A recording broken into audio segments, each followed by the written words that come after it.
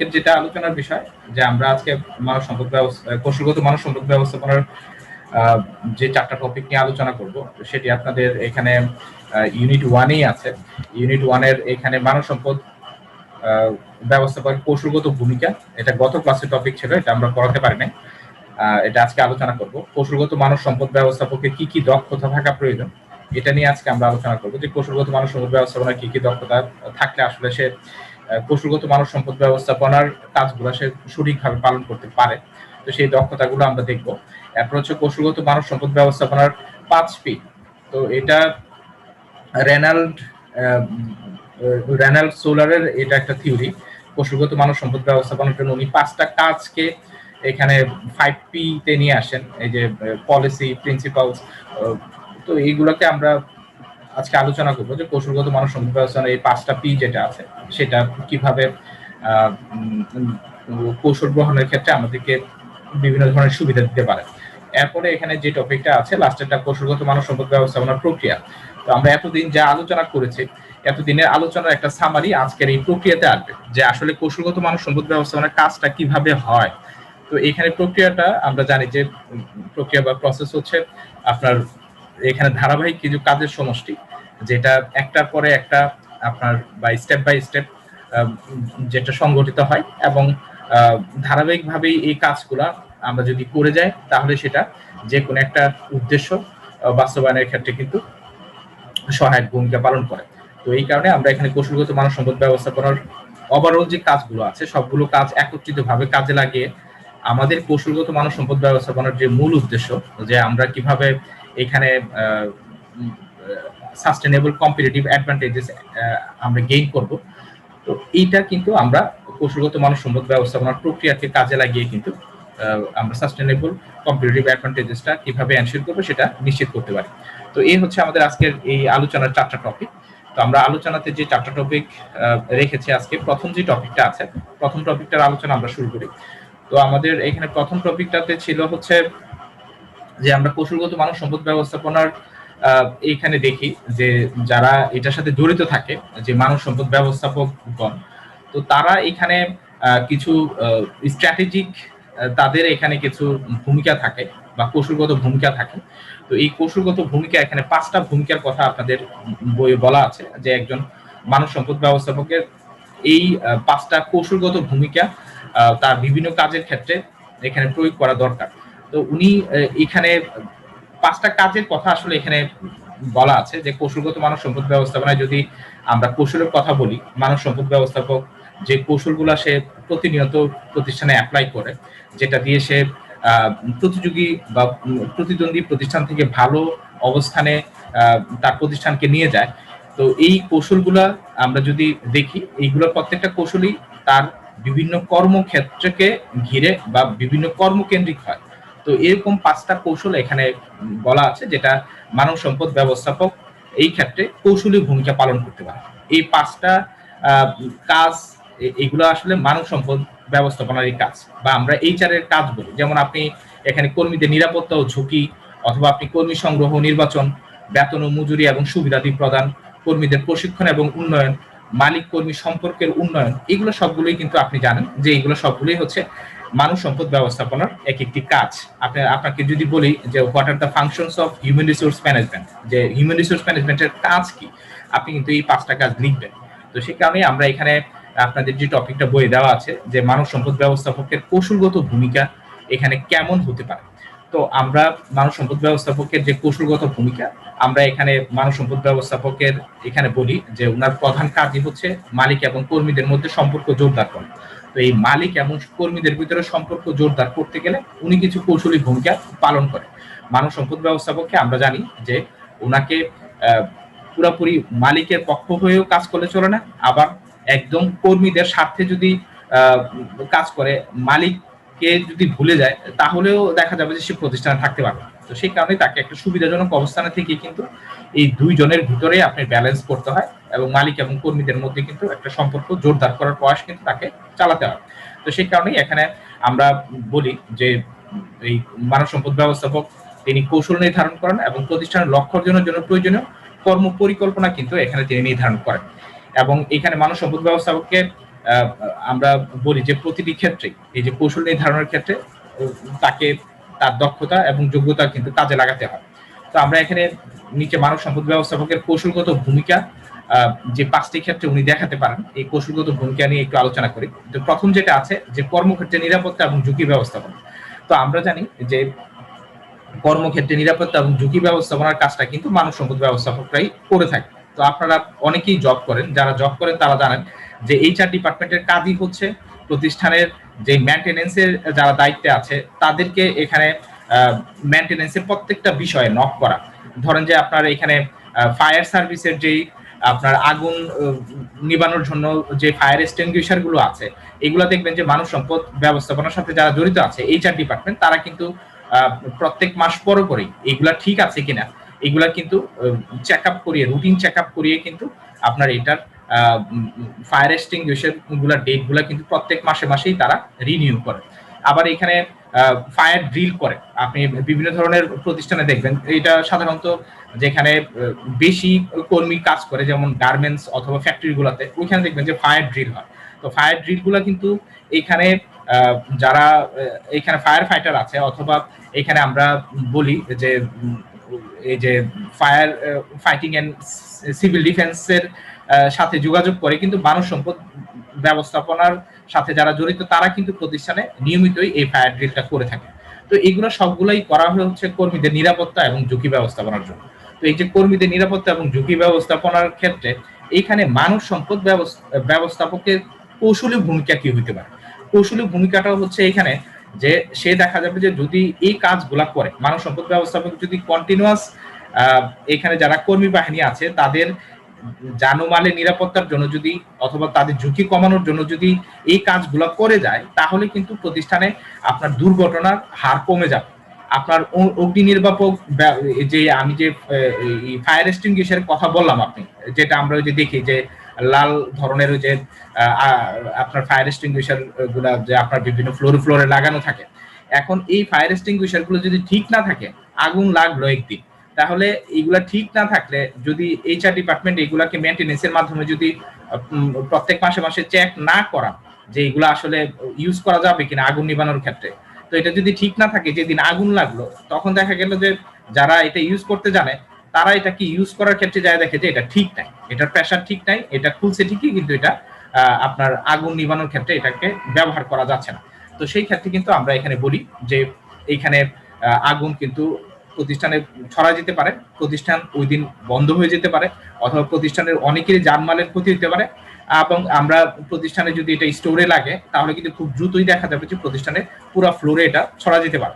তো এই যে ছোট ছোট কাজ, মানব সম্পদ ব্যবস্থাপনার কাজগুলো কিন্তু ছোট ছোট, এই ছোট ছোট কাজে যদি আপনি স্ট্র্যাটেজি অ্যাপ্লাই করেন, যে ইউনিক কিছু স্ট্র্যাটেজি, যে আপনি প্রত্যেক মাসে একটা নির্দিষ্ট সময়ে এগুলা চেক করবেন, অথবা প্রত্যেক মাসে একটা নির্দিষ্ট সময়ে আমার ফায়ার ফাইটার যারা আছে, আমার প্রতিষ্ঠানের কর্মীদেরকেই আমি ফায়ার ফাইটার হিসেবে আমি তৈরি করি, তারাই দেখা যাবে যে এই ফায়ার এক্সটিংগুইশার গুলা ব্যবহার করবে।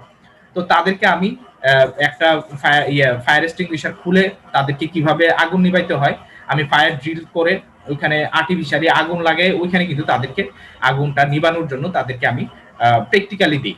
তো এইটা যদি মানব সম্পদ ব্যবস্থাপক করেন তাহলে কিন্তু প্রতিষ্ঠানের ঝুঁকি অনেক ক্ষেত্রে কমে যায়। যে কোনো কারণে যদি আপনার ধরেন যে আগুন লাগে, যারা এখানে ফায়ার ফাইটার আছে তারা কিন্তু এটার সাথে যদি জড়িত থাকে, সে কিন্তু সাহস নিয়ে আগুনটা কিন্তু নিভাই ফেলতে পারে। এখন যারা আগুন দেখে ভয় পায়, যাদের প্রশিক্ষণ নাই, তারা কিন্তু এই কাজটা করতে পারবে। তাদের ক্ষেত্রে কিন্তু দেখা যাবে যে তারা আগুন লাগলে তারা দৌড়ায় পালাবে, এবং যা বলতে বলতে দেখা যাবে যে আগুন ছড়ায় যাবে। তো সেই ক্ষেত্রে এখানে কৌশলগত ভূমিকা হচ্ছে মানব সম্পদ ব্যবস্থাপকের, যে প্রয়োজনীয় ফায়ার ফাইটার এখানে তৈরি করা এবং তাদেরকে প্রশিক্ষণ দেওয়া।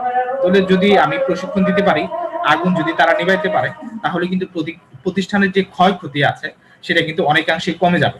এবং মালিক পক্ষের সুবিধা হচ্ছে এই ক্ষেত্রে যে তাদেরকে কিন্তু এখানে প্রতিষ্ঠান তাদের যে কোনো কারণে প্রতিষ্ঠান বন্ধ হবে না, অথবা অগ্নি দুর্ঘটনা কমে যাবে, অথবা তাদের এখানে যদি দুর্ঘটনা ঘটে যে ক্ষতিগুলো হইতো, এই ক্ষতির আশঙ্কা কিন্তু আস্তে আস্তে এখানে কমে যাবে এবং ক্ষতিগুলো কমে আসবে।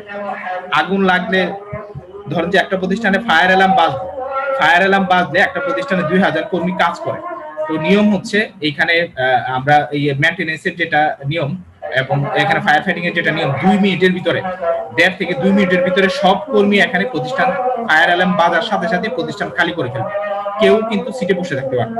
তো কোনো কারণে ধরুন যে ফায়ার অ্যালার্মটা বাজবে, তাহলে দেখা যাবে যে ওই দিন কিন্তু আপনার এই যে কর্মঘণ্টা 1 থেকে 2 ঘন্টা নষ্ট হয়ে যাবে। যদিও আপনার ফায়ার অ্যালার্মটা যে কেউ অযথা বাজাইতে পারে, কিন্তু আপনার প্রতিষ্ঠানে ওই দিনই কিন্তু 1 থেকে 2 ঘন্টা প্রোডাকশন কিন্তু হ্যাম্পার হয়ে যাবে। তো এটা কিন্তু মালিকের জন্য ক্ষতি। তো সেই কারণেই এখানে অযথা ফায়ার অ্যালার্ম বাজানো যাবে না। এই জিনিসটাও কিন্তু মানব সম্পদ ব্যবস্থাপককে যখন নতুন কর্মী আসে তাদেরকে ট্রেনিং দেওয়ার সময় কিন্তু এই জিনিসটা বলে দিতে হয়, এবং কিভাবে ফায়ার অ্যালার্ম বাজলে বের হয়ে যেতে হবে, জানমালের ক্ষতি কমাইতে হবে, কিভাবে আগুনের সাথে ফাইট করতে হবে।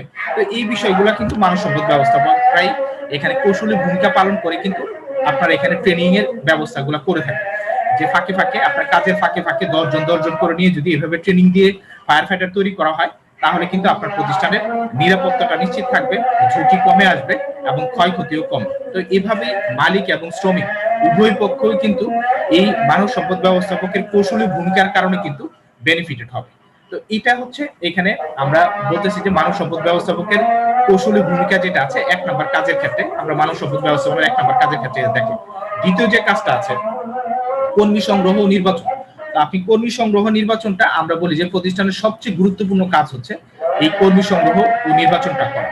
তো কর্মী সংগ্রহ এক জিনিস, নির্বাচন এক জিনিস, এটা আপনারা এইচআর এর ক্লাসে পড়েছেন, এটা আমি এখন পড়াবো না। তো এখানে কর্মী সংগ্রহ এবং নির্বাচনের ক্ষেত্রে আমরা দেখি যেসব প্রতিষ্ঠান আপনার তাদের কর্মী দরকার, তারা কিন্তু তাদের এই যে আমরা যদি বলি যে হিউম্যান রিসোর্স রিকোয়ারমেন্ট যেটা আছে, প্রত্যেক ডিপার্টমেন্ট কিন্তু এই হিউম্যান রিসোর্স রিকোয়ারমেন্টটা তারা প্লেস করে এইচআর ডিপার্টমেন্টে।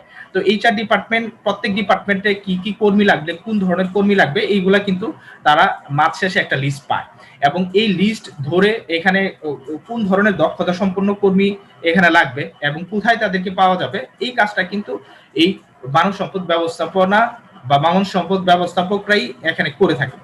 এখন এই কর্মী সংগ্রহের ক্ষেত্রে আপনার ধরুন যে কর্মীদের স্বল্পতা আছে বাজারে, অথবা এখানে আপনার বাজেটের স্বল্পতা আছে, আপনি চাইলেই এখন কর্মী নিয়োগ দিতে পারবেন না, কিন্তু বিভিন্ন ডিপার্টমেন্ট চাইছে কর্মী আপনার লাগবে। তো আপনার এখানে বাজেটের স্বল্পতা আছে, আপনি প্রত্যেকটা ডিপার্টমেন্ট চাইলেও তাদেরকে কর্মী দিতে পারছেন না। তো সেই ক্ষেত্রে দেখা যাবে যে ডিপার্টমেন্টের কাজ এখানে কর্মীদের অভাবে এখানে কিন্তু হ্যাম্পার হবে।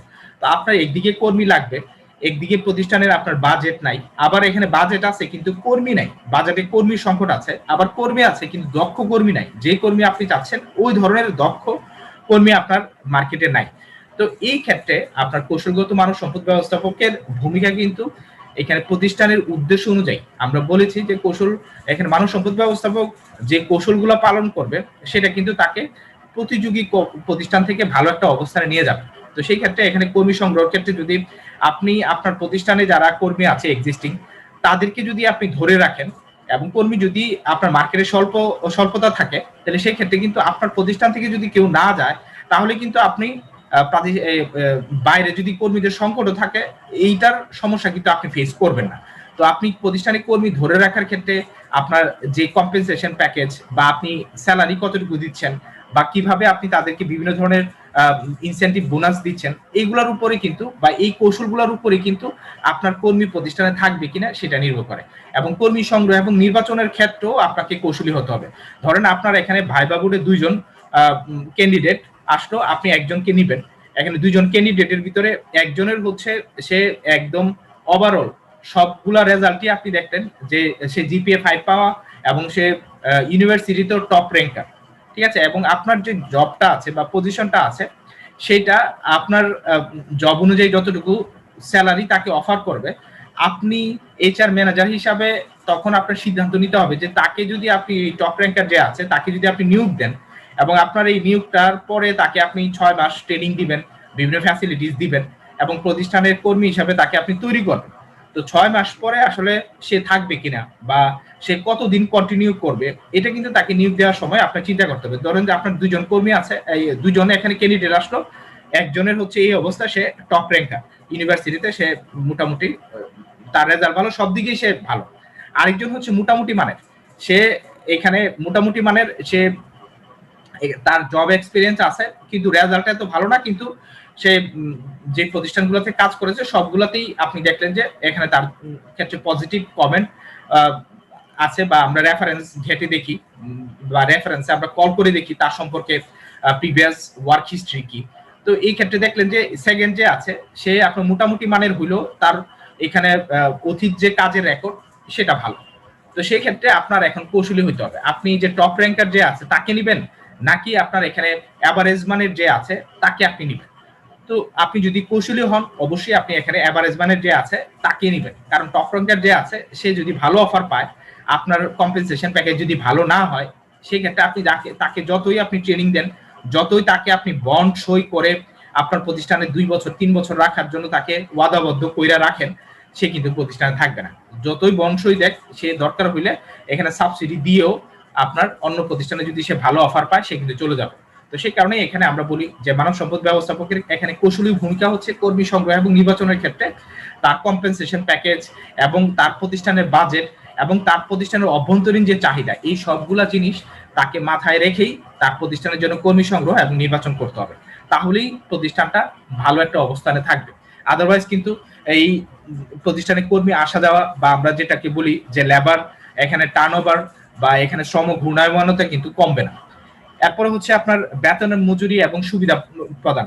এখন বেতন মজুরি এবং সুবিধা প্রদান নিয়ে আমি উপরে টপিকটা তো বলেছি যে বেতন মজুরি এবং সুবিধাদি যেটা আপনি প্রদান করবেন সেটা আপনার প্রতিষ্ঠানের সুনাম অথবা প্রতিষ্ঠানের খ্যাতিটা বৃদ্ধি করে। আপনার যেসব প্রতিষ্ঠান ভালো স্যালারি দেয়, ধরেন যে আপনি জব মার্কেটে আপনি ভালো জব, ওই জবগুলাকেই বলেন যারা আপনার ভালো স্যালারি অফার করে, অথবা যারা কর্মীদেরকে আপনার এইখানে লং টার্ম ফ্যাসিলিটিস দিয়ে থাকে বা বেনিফিট বা কম্পেনসেশন প্যাকেজ যাদের ভালো। তো আপনি দেখেন মার্কেটে আপনি কোন প্রতিষ্ঠানগুলোকে ভালো বলতেছেন। ধরেন আপনি আমরা যদি মাল্টিন্যাশনাল কোম্পানির কথা বলি, যে বাংলাদেশে কিছু মাল্টিন্যাশনাল কোম্পানি আছে, আপনি এই নেসলের কথা বলতে পারেন, অথবা আমাদের এখানে ব্রিটিশ আমেরিকান টোবাকো আছে তাদের কথা, বা ব্যাটের কথা আপনি বলতে পারেন। তো তাদের কিন্তু আপনি এখানে যদি স্যালারি প্যাকেজ বলেন, স্যালারি প্যাকেজ কিন্তু আপনার ব্যাটের অনেক ভালো। তো আপনি এই যে ব্রিটিশ আমেরিকান টোবাকোতে আপনার যে জব ফ্যাসিলিটিস অথবা যে সুবিধাদি, তো এটা কিন্তু অন্যান্য যে লোকাল কোম্পানি আছে এগুলা থেকে অনেক বেটার। তো এখানে কর্মীরা কিন্তু এখানে চাইবে সবসময় এখানে জব করতে, এবং তারা এখানে কোনো সুযোগ বা অপরচুনিটিস থাকলে কিন্তু তারা আপনার প্রতিষ্ঠান ছেড়ে ওইখানে চলে যাবে। একটাই কারণ, সেটা হচ্ছে ওই প্রতিষ্ঠানের সুনামও আছে, এবং সুনামের পিছনে মূল কারণ হচ্ছে যে তারা ভালো কম্পেনসেশন প্যাকেজ কর্মীদের জন্য রেখেছে এবং তারা কর্মীদেরকে ভালো সুযোগ সুবিধা দেয়। সুযোগ সুবিধার ভিতরে তারা প্রফিট দেয় বা ইনসেন্টিভস বোনাস দেয় এবং কর্মীদেরকে বিভিন্ন ক্ষেত্রে সাহায্য সহযোগিতা করে থাকে, অথবা তাদের পারিবারিক ক্ষেত্রে বিভিন্ন সহযোগিতা করে থাকে। তো এই যে আপনার বেতন মজুরি এবং সুবিধাটি, এটাও যদি আপনি কৌশলীভাবে মেনটেন করতে পারেন তাহলে কিন্তু আপনার প্রতিষ্ঠানে কর্মীরা থাকবে। আর যদি আপনি গদ বাঁধা ধরুন যে একভাবেই বেতন দিয়ে যাচ্ছেন এবং 5-6 বছর ধরে কোনো বেতন বাড়ান না, তাহলে কর্মীদের কিন্তু এখানে সবসময় মনের ভিতরে একটা ডিস্যাটিসফ্যাকশন কাজ করবে। তারা ভালো জব পায় না দেখে আপনার প্রতিষ্ঠানে আছে এরকম একটা মনোভাব নিয়ে তারা আপনার প্রতিষ্ঠানে কাজ করবে। তারা যদি ভালো অফার পায় 2 সেকেন্ড চিন্তা করবে না আপনার প্রতিষ্ঠান ছেড়ে যাওয়ার জন্য। তো সেই ক্ষেত্রে আপনার এখানে আমরা বলি যে মানব সম্পদ ব্যবস্থাপকের সবসময় এখানে বেতন ও মজুরি আপনার যেই প্যাকেজ সেটা ডেভেলপ করা এবং যে সুবিধাদি সেটা ডেভেলপ করার ক্ষেত্রে কৌশলী ভূমিকা তাকে কিন্তু রাখতে হয়। এরপরে হচ্ছে কর্মীদের প্রশিক্ষণ এবং উন্নয়ন।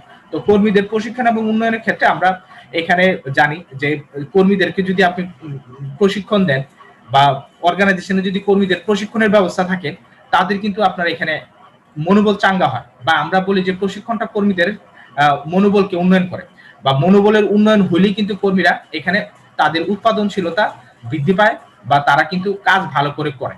তো সেই ক্ষেত্রে আপনি যেসব প্রতিষ্ঠান দেখবেন যে প্রশিক্ষণের সুবিধা আছে এবং কর্মীরা নিজেদের স্কিলগুলো ডেভেলপ করার জন্য বিভিন্ন ধরনের আপনার ফ্যাসিলিটিস তারা পায়, বিভিন্ন ধরনের কাজে তারা জড়িত হতে পারে, সেই ধরনের প্রতিষ্ঠানে কিন্তু কর্মীরা কাজ করতে উৎসাহ ফিল করে। এখন যে প্রতিষ্ঠানে আপনার কর্মীদের প্রশিক্ষণের কোনো ব্যবস্থা নাই, তাহলে আপনার কর্মীরা ধরেই নেয় যে যে পোস্টে আমি ঢুকছি সারা জীবন ওই পোস্টে আমার খাটতে হবে, এখানে আর প্রমোশনের কোনো ব্যবস্থা নেই। এবং এই ফ্যাসিলিটিস যখন সে পাবে না, তাহলে দেখা যাবে যে একটা নির্দিষ্ট সময় পরে সে কিন্তু এখানে ডিস্যাটিসফ্যাকশনে ভুগবে। আমরা যেটা বলি যে আপনার টার্নওভারের মূল কারণ, যে আপনার কর্মীরা চাকরি ছেড়ে দেওয়ার মূল কারণ হচ্ছে তার কাজে একঘেয়েমিতা। কাজটা এরকম যে প্রত্যেকদিন একই ধরনের কাজ সে করতেছে, তো এই কাজে একঘেয়েমিতার কারণে সে অনেক সময় কাজ ছেড়ে দিতে উৎসাহ, মানে কাজ ভালো করে করতে চায় না এবং কাজ ছেড়ে দেওয়ার ক্ষেত্রে তার এটা মানে প্রাইম ফ্যাক্টর হিসেবে কাজ করে। তো আপনি যদি কর্মীদেরকে প্রশিক্ষণ দেন, এই একঘেয়েমিতাটা আর থাকবে না এবং প্রশিক্ষণের একটা উদ্দেশ্য থাকে যে এই প্রশিক্ষণটা নিচ্ছেন বা ট্রেনিংটা নিচ্ছেন, এটা নিয়ে আপনার এই লাভ হবে, আপনার কেরিয়ার ডেভেলপমেন্টের ক্ষেত্রে আপনার এই সুবিধা আপনি পাবেন। যেমন আপনাদের এখানেই আমাদের সাথে অনেকেই এই আপনার উন্মুক্ত বিশ্ববিদ্যালয় থেকে যে এমবিএটা করছেন, এমবিএ করার পিছনে কিন্তু আপনার মূল উদ্দেশ্য এই যে এটাও কিন্তু একটা প্রশিক্ষণের অংশ হিসেবে আমরা ধরি, যে আপনার এই যে পিজিডিএম করে অনেকে, অথবা যে আপনি এমবিএ করছেন, এই যে আপনার এখানে এই যে প্রশিক্ষণ, তো এইটার যে সার্টিফিকেটটা আপনি পাবেন, এটা কিন্তু আপনি প্রতিষ্ঠানে আপনি যদি এইচআর এর কাজের সাথে জড়িত থাকেন বা আপনি প্রতিষ্ঠানে যদি মেইনটেনেন্স অথবা আপনার এইখানে প্রতিষ্ঠানের অভ্যন্তরে যদি মানব সম্পদের কোন কাজের সাথে আপনি জড়িত থাকেন, আপনার এই সার্টিফিকেটটা কিন্তু ভ্যালু অ্যাড করবে এবং আপনি কিন্তু প্রমোশনের ক্ষেত্রে আপনার এই এমবিএ সার্টিফিকেটটা কিন্তু ওইখানে যদি জমা দেন আপনি এমবিএ কমপ্লিট করার পরে, তো একজনের ধরেন যে আপনার শুধুমাত্র ধরেন সে অনার্স মাস্টার্স করা আছে, হ্যাঁ, তার শুধুমাত্র অনার্স মাস্টার্স করা আছে কিন্তু তার কোনো এমবিএ করা নাই। এখন অনার্স মাস্টার্স করা আছে কিন্তু এমবিএ করা নাই, এই ধরনের লোকটাকে প্রমোশন দিবে নাকি আপনাকে প্রমোশন দিবে? তো সেই ক্ষেত্রে আপনি ইজিলি বুঝতে পারেন, যদি আপনার এখানে এমবিএ করা থাকে এবং আপনি যদি এইচআর রিলেটেড জবের ক্ষেত্রে থাকেন এবং আপনার যদি এখানে একটা সার্টিফিকেট থাকে, যে সেই ক্ষেত্রে অবশ্যই প্রমোশন দেওয়ার ক্ষেত্রে কিন্তু আপনি প্রথমেই যোগ্য বলে বিবেচিত হবে। তো সেই কারণে আমরা এখানে কর্মীদের প্রশিক্ষণ এবং উন্নয়ন এই জিনিসটা একসাথেই আমরা বলি, যে কর্মীদেরকে আপনি যদি প্রশিক্ষণ দেন, তারা সবসময় মনে করবে যে তাদের এখানে ডেভেলপমেন্টের সুযোগ আছে, বা এই প্রশিক্ষণ থেকে তারা যে জিনিসটা জানবে পরবর্তীতে এটাকেই কাজে লাগিয়ে তারা আপনার যে অর্গানাইজেশন আছে এখানেও ভ্যালুয়েট করতে পারে। তো এই ক্ষেত্রে আপনার মানব সম্পদ ব্যবস্থাপককে সবসময় ট্রেনিং এবং ডেভেলপমেন্টের ক্ষেত্রেও মনোযোগী হতে হবে। অনেক প্রতিষ্ঠান আছে এটাকে ওয়েস্টেজ মনে করে, যে ট্রেনিং দেওয়া মানে হচ্ছে আপনার প্রশিক্ষণ দেওয়া মানে হচ্ছে কর্মীদেরকে কাজ থেকে ছুটি দিয়ে আপনার এখানে 3 দিন 5 দিন 7 দিনের যে ট্রেনিং গুলো হয় তাদেরকে এখানে এই প্রশিক্ষণ ভাতা দিতে হয় এবং কাজ থেকে ছুটি দিতে হয়, এই পুরাটাই হচ্ছে আমার ওয়েস্টেজ। তো যেই ব্যবস্থাপক, মানব সম্পদ ব্যবস্থাপক এই ধরনের চিন্তা ভাবনা বা ধ্যান ধারণা করে, তাদের প্রতিষ্ঠানে কিন্তু কর্মীরা থাকতে চাইবে না। তো যেসব প্রতিষ্ঠান মনে করবে যে কর্মীরা হচ্ছে তাদের অ্যাসেট এবং এই প্রশিক্ষণ থেকে তারা যেই জ্ঞানগুলো পাবে সেটা তারা প্রতিষ্ঠানের পরবর্তীতে যে কোনো ধরনের এখানে ক্রাইসিসের ক্ষেত্রে এই প্রশিক্ষণ লব্ধ জ্ঞানটা তারা কাজে লাগাইতে পারবে, ওই ধরনের মানব সম্পদ ব্যবস্থাপক কিন্তু এই ক্ষেত্রে কৌশলী ভূমিকা নিচ্ছে। তো সেই কারণে আমরা বলি যে মানব সম্পদ ব্যবস্থাপকের এই কৌশলী ভূমিকা কিন্তু প্রতিষ্ঠানের ক্ষেত্রে আপনার এখানে প্রশিক্ষণ এবং উন্নয়নের ক্ষেত্রে কাজে লাগানো যায় এবং এটা আপনাকে কম্পিটিটিভ অ্যাডভান্টেজেস অবশ্যই দিবে। এরপর হচ্ছে মালিক কর্মী সম্পর্ক। আমরা প্রথমেই এটা দিয়ে শুরু করেছিলাম যে মানব সম্পদ ব্যবস্থাপকের মূল কাজ হচ্ছে মালিক এবং কর্মীদের মধ্যে আপনার এখানে ভালো সম্পর্ক ডেভেলপ করা। আপনার মালিক এবং কর্মী বাহিনীর ভিতরে কোনো বৈরিতা সৃষ্টি করা কিন্তু মানব সম্পদ ব্যবস্থাপকের কাজ না। মানব সম্পদ ব্যবস্থাপকরা আমরা বলি যে তারা হচ্ছে মিডলম্যান হিসেবে কাজ করে। এখানে মালিক এবং কর্মী দুজনের স্বার্থ রক্ষা করাই মানব সম্পদ ব্যবস্থাপকের মূল কাজ। তো এখানে কর্মীদের ক্ষেত্রে আমরা জানি যে কর্মীদের অনেক ধরনের আপনার এখানে সমস্যা থাকতে পারে। তো এই সমস্যাগুলা আপনার কিন্তু মানব সম্পদ ব্যবস্থাপনার সাথে বা এইচআর ডিপার্টমেন্টে যারা জড়িত থাকে তারাই কিন্তু এগুলা সলভ করে। ধরেন যে আপনার কর্মীদের আপনার বেতন বাড়বে, আপনার সে যেদিন জয়েন করেছে ঠিক তার 1 বছর পরে তার বেতন বৃদ্ধির আপনার নিয়ম, বা 5 বছর পরে তার প্রমোশনের নিয়ম।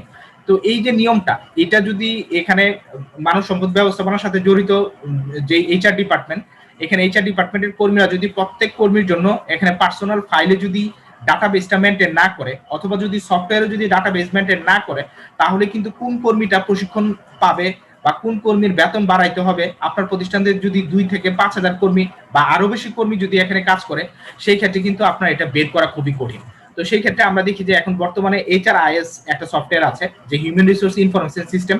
তো এইচআরআইএস সফটওয়্যারটার মাধ্যমে কর্মীরা এখানে এন্টার করার সময় ডিজিটালি এখানে কর্মীদের নাম, ঠিকানা, কবে জয়েন করেছে, তার শিক্ষাগত যোগ্যতা, তার এখানে ট্রেনিং সবকিছু কিন্তু এখানে ইনপুট দেওয়া হয় এবং তার প্রত্যেক দিনের কাজের আপডেট এবং তার প্রশিক্ষণ বা ট্রেনিং বিভিন্ন ধরনের যে তার এখানে উন্নয়নমূলক বা দক্ষতা বৃদ্ধির জন্য যে সেই কাজগুলা করে বা প্রতিষ্ঠানে তার যে কন্ট্রিবিউশন সবগুলাই এখানে রেকর্ড রাখা হয়। পরবর্তীতে দেখা যায় যে আপনার এখানে যখন ট্রেনিং এর জন্য কোন কর্মীকে মনোনয়ন দিতে হবে বা এখানে প্রমোশনের জন্য কোন কর্মী এখানে নেক্সট প্রমোশনের জন্য যোগ্য বলে বিবেচিত হবে, এটা কিন্তু সফটওয়্যারে একটা ক্লিক করলেই বের হয়ে আসে। এখানে 20-30 হাজার কর্মী হইলে এক ক্লিকই দেখা যাবে যে কারা প্রমোশন পাবে, নেক্সট প্রমোশনের জন্য কে যোগ্যতা ফিল আপ করেছে, কার 5 বছর হয়েছে, এটা কিন্তু অটোমেটিকই চলে আসতেছে। কে ধরেন যে এই আগামী মাসে কার বেতন বৃদ্ধি করতে হবে, তো এক ক্লিক করলেই চলে আসে। যার জয়েনিং ডেট ধরেন যে আজ থেকে 1 বছর আগে, সে কিন্তু এই বছর ক্রস করলেই তার যদি চাকরি যদি সন্তোষজনক হয়, তাহলে কিন্তু সে এখানে বেতন বৃদ্ধি তার হবে। তো এইভাবে আমরা এখানে কৌশলগত মানব সম্পদ ব্যবস্থাপনার ক্ষেত্রে আমরা কিন্তু এই ধরনের সফটওয়্যারের সহযোগিতা নিয়েও এখানে মালিক কর্মী সম্পর্ক বিল্ড আপের ক্ষেত্রে আমরা এই কর্মীদেরকে যদি আমরা সন্তুষ্ট রাখতে পারি, কর্মীরা কিন্তু প্রতিষ্ঠানের হয়ে কাজ করবে এবং প্রতিষ্ঠানের মালিকের সম্পর্কে তাদের ভালো এখানে ধারণা থাকবে এবং মালিক কর্মীদের মধ্যে সম্পর্ক কিন্তু সৌহার্দ্যপূর্ণ হবে। যেটা আমরা এই যে আপনারা নাম শুনলে অনেকে হয়তোবা অনেক কথা চিন্তা করেন, এই যে আমরা অনন্ত জলিলের কথা জানি, ঠিক আছে। অনন্ত জলিল কিন্তু সে সিআইপি পরপর সে কিন্তু 8-10 বছর ধরে সিআইপি প্রাপ্ত, ঠিক আছে, কমার্শিয়ালি ইম্পর্টেন্ট পার্সন আমরা বলি। তো সে কিন্তু বাংলাদেশের ক্ষেত্রে মোটামুটি ইন্ডাস্ট্রি বা এখানে গার্মেন্টস জগতে বা বিভিন্ন সেক্টরে কিন্তু তার ইনভেস্টমেন্ট প্রচুর এবং মোটামুটি সে কর্মীদের জন্য অনেক কাজ করে। তো তার সম্পর্কে কিন্তু তার প্রতিষ্ঠানের কর্মীরা সবসময় ভালো বলে, আমিও ভালো বলতেছি। আপনি যে কোনো ইয়াতেই তার প্রতিষ্ঠানে যদি আপনি ইউটিউবেও যান, আপনি তার প্রতিষ্ঠানের কর্মীদের যদি আপনি মন্তব্য শুনেন, তারা কিন্তু ভালোই বলে এবং তার প্রতিষ্ঠানের কর্মীরা কিন্তু সন্তুষ্ট। তো এই ক্ষেত্রে আমরা বলি যে মালিক কর্মী সম্পর্ক যেটা আছে, এটা মেনটেন করার ক্ষেত্রে অবশ্যই মানব সম্পদ ব্যবস্থাপকদেরকে কিন্তু কৌশলী ভূমিকা পালন করতে হয়।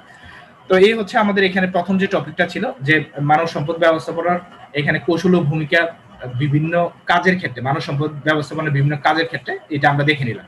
তো এতক্ষণের যে টপিকের যে আলোচনা, এটার মূল উদ্দেশ্য ছিল হচ্ছে যে আমরা কৌশলগত মানব সম্পদ ব্যবস্থাপনার যে সংজ্ঞায়ন, এটাতে আমরা বলেছি যে প্রতিষ্ঠানের যে উদ্দেশ্য বা লক্ষ্য যেটা আছে, এটার সাথে আপনার মানব সম্পদ ব্যবস্থাপনার যে কাজগুলো আছে সেইগুলোকে আমি যদি সমন্বিত করি এবং সেটা থেকে যদি আমি এখানে সাস্টেনেবল কম্পিটিটিভ অ্যাডভান্টেজেস আমি যদি এনশিওর করতে পারি, সেটাকে আমরা এখানে কৌশলগত মানব সম্পদ ব্যবস্থাপনা বলছি।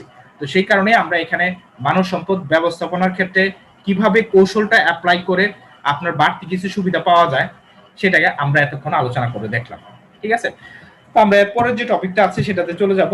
আমাদের পরের টপিকটা হচ্ছে আপনাদের এখানে কৌশলগত মানব সম্পদ ব্যবস্থাপকের এতক্ষণ যা কিছু আলোচনা করেছি, এই কাজগুলা করার জন্য আমরা গত ক্লাসে কিন্তু মানব সম্পদ ব্যবস্থাপনার সুবিধা অসুবিধা, কৌশলগত মানব সম্পদ ব্যবস্থাপনার সুবিধা অসুবিধা নিয়ে আলোচনা করেছিলাম।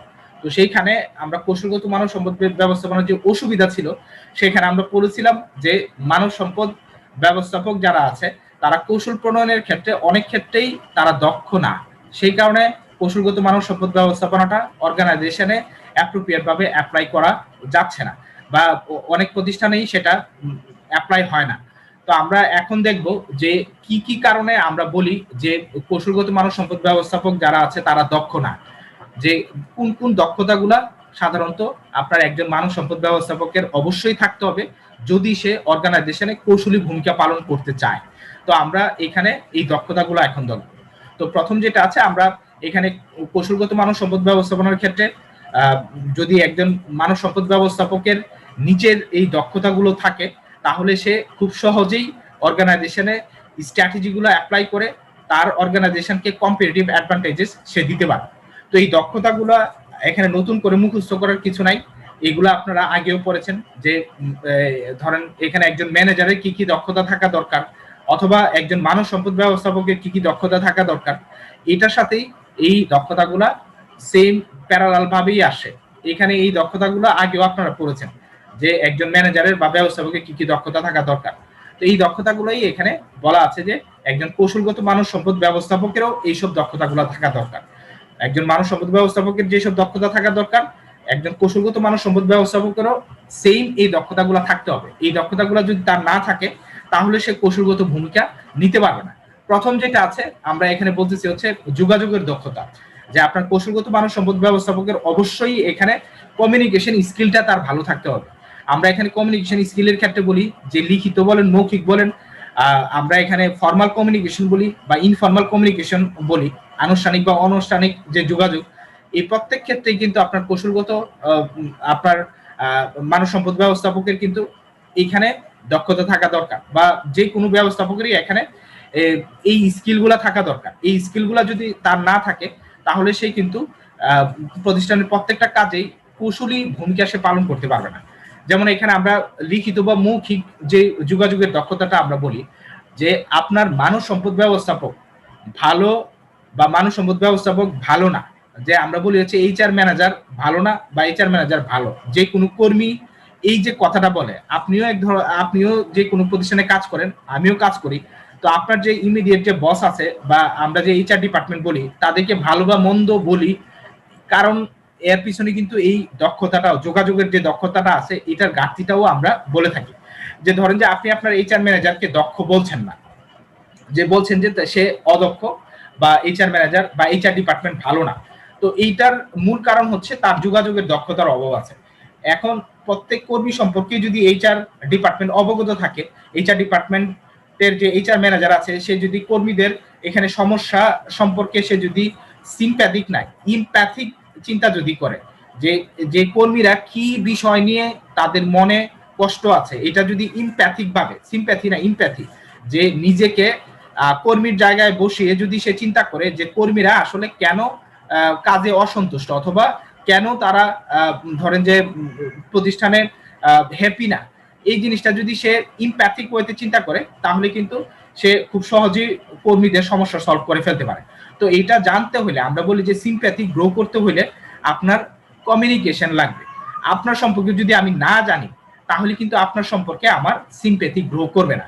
ধরেন যে আপনারা যারা আছেন সবাই আমার সাথে যুক্ত আছেন, এখন আপনাদের সম্পর্কে যদি আমি ভালো না জানি, ধরেন যে আপনি ক্লাস করেন না, এখন আপনার সম্পর্কে আমি জানি না অথচ আপনি অসুস্থ, তাহলে আমি কিন্তু আপনি যখন আমাকে বলবেন যে কোনো এক সময় আপনার ভাইবা টাইবা হইলে আমার সাথে যখন দেখা হবে, আপনার যখন বলবেন যে স্যার আমি আপনার কাজগুলো করতে পারি নাই, সেক্ষেত্রে কিন্তু আপনার জন্য আমার কোনো সিম্পেথি গ্রো করবে না, বা আপনাকে সবসময় আমি নেগেটিভ ভাবে নিব যে আপনি কোনো ক্লাস করেন নাই, ঠিক আছে, আমার ক্লাসে কোনো আপনি গুরুত্ব দেন নাই।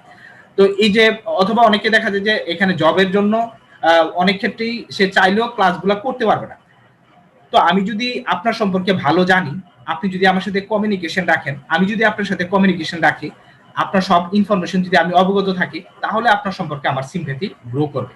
আর সিম্প্যাথি যখন গ্রো করে, তো এই সিম্প্যাথি আপনার সম্পর্কে সিম্প্যাথি আছে, এবং আপনার এই অভাব বা অভিযোগটা দূর করার জন্য যদি আমি অ্যাকশন নেই, তাহলে ওইটাকে আমরা বলি হচ্ছে ইমপ্যাথি, যে আপনার প্রতি আমি সিম্প্যাথাইজ হয়ে আমি আপনার সমস্যাটা দূর করার জন্য আমি উদ্যোগ গ্রহণ করলাম, তখনই আমি বলি এটাকে হচ্ছে ইমপ্যাথি। তো একজন এইচআর ম্যানেজার যদি এই ইমপ্যাথিক ওয়েতে যদি চিন্তা করে, তাহলে কিন্তু তাকে অবশ্যই প্রত্যেকটা কর্মীর সাথে কথা বলতে হবে, তার ফ্লোরে হাঁটতে হবে, হেঁটে হেঁটে প্রত্যেকটা কর্মীর এখানে কাজকর্মের দক্ষতার অথবা প্রত্যেকটা কর্মীর অভাব অভিযোগ তার কাছে শুনতে হবে। কর্মীরাও তার কাছে আসে, এইচআর ডিপার্টমেন্টের কাছেই সব কর্মীরা এসে অভিযোগ দেয়। তো সেই এইচআর ডিপার্টমেন্টে বসে বসে সব কর্মী সম্পর্কে জানবে এরকম না, অনেক কর্মী তার কাছে আসবে না, সেই কর্মী সম্পর্ক তার এখানে যোগাযোগ করতে হবে, আনুষ্ঠানিক অনানুষ্ঠানিক বা যেভাবে হোক যোগাযোগ করে কিন্তু তার কর্মীদেরকে কিভাবে ধরেন যে প্রতিষ্ঠান সম্পর্কে পজিটিভ রাখা যায়, সেই কাজটা কিন্তু তাকে এখানে যোগাযোগের দক্ষতার মাধ্যমে এটা করতে হবে। এরপর যেটা আছে তার সাংগঠনিক দক্ষতা। সাংগঠনিক দক্ষতা বলতে অর্গানাইজেশনটাকে আমরা বলি হচ্ছে organization is a formal structure where a group of people works together to achieve a specific goal or objectives। যে একটা ফর্মাল স্ট্রাকচারের উপরে অনেক গ্রুপের বা দলের লোকরা কাজ করে যে কোনো একটা উদ্দেশ্যকে অর্জন করার জন্য। যেমন আমরা ধরেন যে কোনো অর্গানাইজেশনে যারা আমরা কাজ করতেছি তারা বিভিন্ন ডিপার্টমেন্টে ভাগ হয়ে হয়ে কাজ করে, কেউ আছেন ফাইন্যান্স ডিপার্টমেন্টে, কেউ আছেন এইচআর ডিপার্টমেন্টে, কেউ আছেন আপনার এখানে মেইনটেনেন্স ডিপার্টমেন্টে, সবাই একত্রিতভাবে প্রতিষ্ঠানের উদ্দেশ্য অর্জন করার জন্যই আপনারা কাজ করছেন। তো এই যে সাংগঠনিক দক্ষতা, আমরা এখানে বলি যে মানব সম্পদ ব্যবস্থাপকের আপনার এই প্রত্যেকটা ডিপার্টমেন্টের সাথেই আপনার কোঅর্ডিনেশন করে, প্রত্যেকটা ডিপার্টমেন্টের সাথেই আপনার যোগাযোগ মেনটেন করে, এখানে কিন্তু যার যেটা দরকার সেই ক্ষেত্রে এখানে সহযোগিতা করতে হবে। যেমন এখানে কর্মী সংগ্রহ করা, নিয়োগ করা, প্রশিক্ষণ দেওয়া, এখানে কর্মীদের কাজ মূল্যায়ন করা, ব্যক্তিগত উন্নয়নের পরিকল্পনা করা, কর্মীদের সাথে সম্পর্ক উন্নয়ন করা এবং তাদের কাগজপত্র সংরক্ষণ করা, তাদের আইনি বিষয়ে সহযোগিতা দেওয়া, এই সবগুলা বিষয় কিন্তু আপনার এখানে সাংগঠনিক দক্ষতার ভিতরে পড়ে। মানব সম্পদ ব্যবস্থাপনার ব্যবস্থাপকদের যে দক্ষতা থাকা দরকার সেগুলো নিয়ে আমরা এখানে কথা বলছিলাম। যে যোগাযোগের দক্ষতা থাকতে হবে, এটা আপনারা জানেন। সাংগঠনিক দক্ষতা অবশ্যই থাকতে হবে। এখানে সাংগঠনিক দক্ষতা ছাড়া আপনার সংগঠনকে সঠিকভাবে পরিচালিত করা যায় না। তো আমরা এই কারণে এখানে সাংগঠনিক দক্ষতা অবশ্যই এইচআর ম্যানেজারের থাকতে হবে। এই স্কিলটা ভিতরে আপনার অনেকগুলো কাজ আছে, যে আপনার পুরো সংগঠনের ভিতরে যতগুলো কাজ আছে, আমরা সংগঠনটাকে আমি বলেছি যে এটা একটা ফর্মাল স্ট্রাকচার। এই স্ট্রাকচারের ভিতরে একদল কর্মী কাজ করবে। এখন কি কাজ করবে? একটা সংগঠনে ধরেন যে আপনার 100টা কাজ আছে, 100টা কাজ এখানে 10 জন কর্মী আছে, তো 100টা কাজ 10 জন কর্মী করবে, এবং প্রত্যেকে যদি 10টা করে কাজ করে, 10 জন কর্মী 10টা করে 100টা কাজ করবে। তো এইভাবে কাজগুলা কিন্তু আমরা সংগঠনের কাজগুলা ভাগ করে নিই, এবং কে কোন কাজ করবে এই জন্য আমরা ওই অনুযায়ী কর্মী সংগ্রহ করি, তাদেরকে নিয়োগ দিই, এবং সেই কাজটা সে যাতে সঠিকভাবে করতে পারে সেই কারণে তাকে আমি প্রশিক্ষণ দিই, এবং সেইভাবেই আমি ধরেন যে সেই কাজটা স্যাটিসফ্যাক্টরি হচ্ছে কিনা সেই জন্য তাকে মূল্যায়ন করি। এবং যদি তার কাজ স্যাটিসফ্যাক্টরি লেভেলের হয় এবং তার আমি যে এক্সপিরিয়েন্স দেখতেছি বা কাজের প্রতি তার যে মনোভাব দেখতেছি, এটা দেখে যদি বুঝি যে ভবিষ্যতে সে আমার প্রতিষ্ঠানকে লিড দিতে পারবে, তাহলে কিন্তু তার জন্য আমি একটা পরিকল্পনা রাখি যে পরবর্তীতে তাকে আমি প্রমোশন দিব। তো এইভাবে কিন্তু আমরা কর্মীদেরকে কিন্তু আমরা সাংগঠনিক দক্ষতার মাধ্যমে এইচআর ম্যানেজার কিন্তু আমরা বলি যে a leader can create so many leaders, যে একজন ভালো আপনার নেতা কিন্তু তার অনেক অনুসারী তৈরি করে এরকম না, তার মতোই অনেক লিডার সে তৈরি করে দেয়। যে ভালো লিডারের সাথে থাকলে কিন্তু আপনি লিডারশিপ কোয়ালিটিটা তার কাছ থেকে দেখে দেখেও শিখতে পারেন। তো এই জন্য আমরা কৌশলগত মানব সম্পদ ব্যবস্থাপককে বলি বা মানব সম্পদ ব্যবস্থাপককে বলি হচ্ছে সে হচ্ছে অর্গানাইজেশনের লিডার। এখন তাকে দেখেই অনেকে আপনার এখানে শিখবে। তো সেই কারণেই তার সাংগঠনিক দক্ষতা থাকতে হবে। আপনার ম্যানেজার যদি অগোছালো কাজ করে, আপনি সেই ম্যানেজারকে কখনোই লাইক করবেন না। আমি শুরুতে বলেছি যে আপনি ম্যানেজারকে আপনি ডিসলাইক করেন, কারণ হচ্ছে সে কথা বলতে পারে না ভালো করে, তার যোগাযোগের দক্ষতা নাই, সে ধরেন যে লিখতে পারে না, উল্টাপাল্টা লিখে, অসংলগ্ন কথাবার্তা বলে। হ্যাঁ, তো দেখা যায় যে এই ধরনের ম্যানেজার আপনি পছন্দ করবেন না। আবার এখানে সাংগঠনিক দক্ষতা যদি না থাকে, একজন ম্যানেজার হইতে হবে গুছানো। এখন সে সব কিছু কাজ, আপনি হচ্ছেন ওয়ার্কার, আপনি ঢুকছেন খালি, আর সে কাজ করতেছে 10-15 বছর ধরে প্রতিষ্ঠানে, কোথায় কি কাজ করতে হবে, কিভাবে করতে হবে, এই সব কিছু সে কিন্তু আপনার থেকে অনেক বেশি জানে। তো সে যদি তার যদি সাংগঠনিক দক্ষতা না থাকে, তাকে আপনি কখনোই পছন্দ করবেন না। তার কাজে যদি অগোছালো থাকে, সে কোন সময় কোন কাজ করে, কোন কর্মীর সাথে কি বলছে, কাকে প্রমোশন দেওয়ার দরকার, কাকে প্রমোশন দিচ্ছে, এইগুলা যদি তার ঠিক না থাকে, কর্মীদেরকে যদি সে সঠিকভাবে মূল্যায়ন করতে না পারে, এই ধরনের ব্যবস্থাপক আপনি পছন্দ করবেন না। তো সেই কারণে আমরা মানব সম্পদ ব্যবস্থাপনার ক্ষেত্রে বলি যে এখানে একজন ব্যবস্থাপককে অবশ্যই এখানে সাংগঠনিক দক্ষতা সম্পন্ন হতে হবে, আদারওয়াইজ সে কিন্তু সবার সাথে ভালো সম্পর্ক মেনটেন করে প্রতিষ্ঠানটাকে চালাতে পারবে না। এরপরে হচ্ছে আমরা কৌশলগত মানব সম্পদ ব্যবস্থাপনার আরো কিছু দক্ষতা এখানে দরকার, সিদ্ধান্ত গ্রহণের দক্ষতা। আমরা যে কোনো প্রতিষ্ঠানের ক্ষেত্রেই দেখি যে আমরা সিদ্ধান্ত নেই কখন। আপনাদেরকে যদি আমি প্রশ্ন করি যে আপনি সিদ্ধান্ত নেন কখন, আপনি কিন্তু সিদ্ধান্ত নেন হচ্ছে যখন আপনি সমস্যায় পড়েন। তো আমরা যে কোনো সমস্যার সমাধান করার জন্য সিদ্ধান্ত গ্রহণ করি। আপনার প্রত্যেকটা সিদ্ধান্তই প্রতিষ্ঠানের যে কোনো সমস্যার সমাধান করবে। তো আপনি যখন মানব সম্পদ ব্যবস্থাপনার মতো একটা গুরুত্বপূর্ণ পজিশনের একদম টপ লেভেলে থাকবেন, এবং আপনি যদি কৌশলগত মানব সম্পদ ব্যবস্থাপনার ক্ষেত্রে আপনি কৌশলগত মানব সম্পদ ব্যবস্থাপক হন, সেই ক্ষেত্রে আপনার পজিশন আরো উপরে থাকবে। আমরা গত ক্লাসে আলোচনা করেছি যে এই ক্ষেত্রে আমরা দেখি যে কৌশলগত মানব সম্পদ ব্যবস্থাপকের পজিশন আরো উপরে। তো সেই ক্ষেত্রে আপনার সিদ্ধান্ত কিন্তু প্রতিষ্ঠানের ক্ষেত্রে আপনার কোটি টাকার বেনিফিটও নিয়ে আসতে পারে, আবার এখানে কোটি টাকার লসেরও কারণ হতে পারে। তো সেই কারণে আপনার এখানে সিদ্ধান্ত গ্রহণের দক্ষতাটা আপনার থাকতে হবে।